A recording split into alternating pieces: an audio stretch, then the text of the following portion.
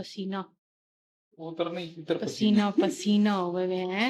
पता चलता है कि औरत कितनी मुश्किल से किचन में खड़ी होती है, कुकिंग बहुत करती है। थोड़ा देर ऑक्सीडेशन है ये रास्ता।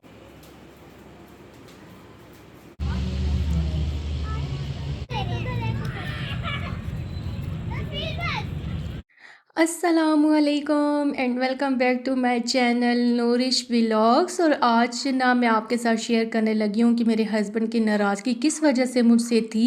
और हस्बैंड के लिए स्पेशल तो आज कुछ बनता ही था कि उनके हस्बैंड को मैंने बातें सुना दी थी बहुत सारी। और उन्होंने भी बहुत सारी मुझे बातें सुनाई। तो खैर एक दूसरे को सुना के ना बोझ तो हल्का हो गया। लेकिन फिर मुझे फ़ील हुआ कि नहीं, मैंने थोड़ी कुछ एक्स्ट्रा ही ना बातें ज़्यादा ही सुना दी।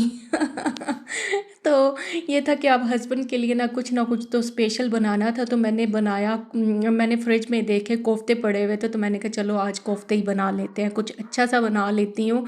और कहते हैं ना कि हस्बैंड की जो दिल तक पहुँचना हो ना, तो ये है कि औरत को कुकिंग एक तो अच्छी आनी चाहिए। औरत अच्छे अच्छे से खाने वाइफ जो है वो बना के दे अपने हस्बैंड को।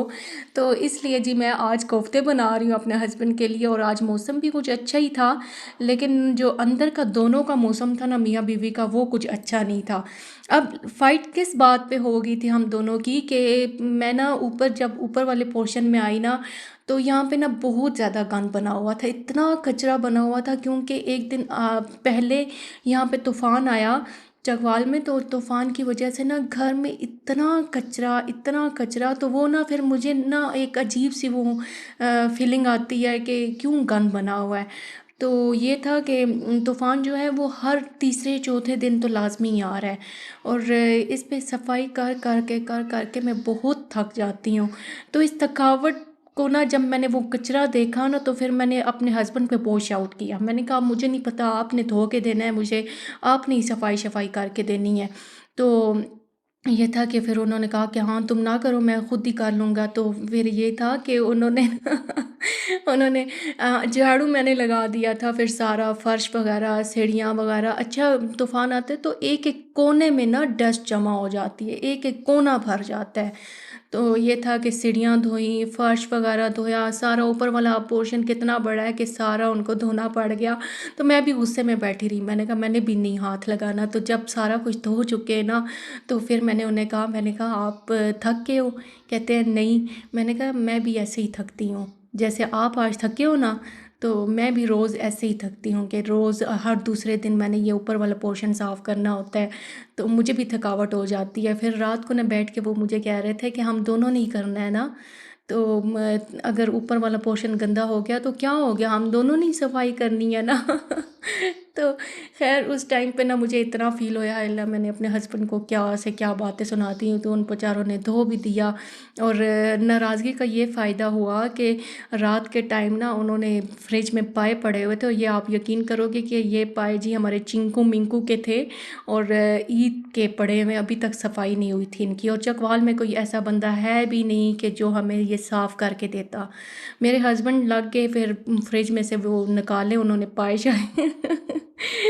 तो मेरे हस्बैंड बेचारे को ना बहुत क्या कहते हैं टाइम लग गया था, घंटा तो तकरीबन घंटा 2 घंटे के ही नहीं गए। क्योंकि रिंडियाँ भी मिनी तरबूज, जो मैंने एक वीडियो शॉर्ट डाली थी कि हम रिंडियों का भरता बहुत खाते हैं, तो वो भी उन्होंने साफ़ करनी थी, साथ में पाए भी साफ़ करने थे। तो बहुत टाइम लग गया ना।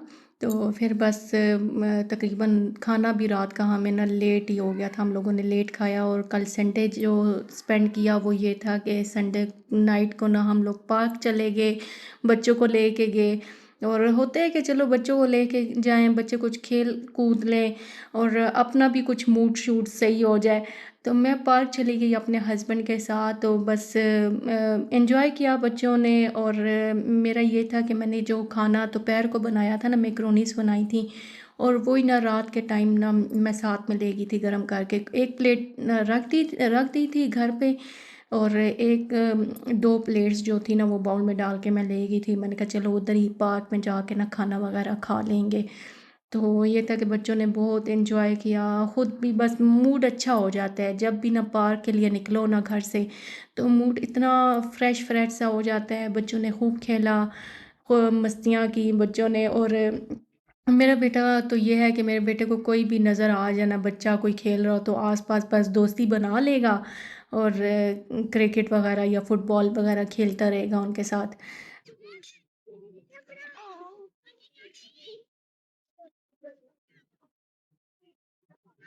आओ पहले कुछ खा लो ना। आओ मैक्रोनीस खा लो। भूख लगी है, प्यास लगी है सबसे। बाढ़ के ऊपर बैठी। माँ प्यास लगी है ना, वो देना पानी। ये महंगा बस जी हम लोगों ने बच्चों ने मैक्रोनीस वगैरह खाई और मेरे हस्बैंड को ना रोटी की क्रेविंग हो रही थी कि वो कह रहे थे कि रोटी खानी है, तो मैक्रोनीस से मज़ा नहीं आया, तो मैंने कहा मैं तो मैक्रोनीस ही खाऊंगी। तो फिर साथ में ही तंदूर था, तो मेरे हस्बैंड फिर ले आए थे रोटियां और साथ में दही ले आए थे, तो उनके साथ मेरे हस्बैंड ने खाया खाना। और बच्चों ने बस थोड़ा थोड़ा सा ही खाया है क्योंकि ये अपने साथ चीज़ की भरमार लेके आए हुए थे। दुकान घर पे हो ना तो यही होता है कि चीज़ें बहुत खाते हैं बच्चे।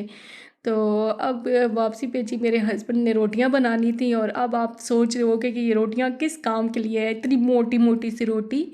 तो ये मेरे हस्बैंड ने आटा गूंदा है और आटा ये जो पिसवा के लेके आए थे ये जी चक्की से ना जौ और गंदम मिक्स है। और ये वो गंदम है जो थोड़ी थोड़ी सी ना मिन के होती है, गंदी गंदम होती है।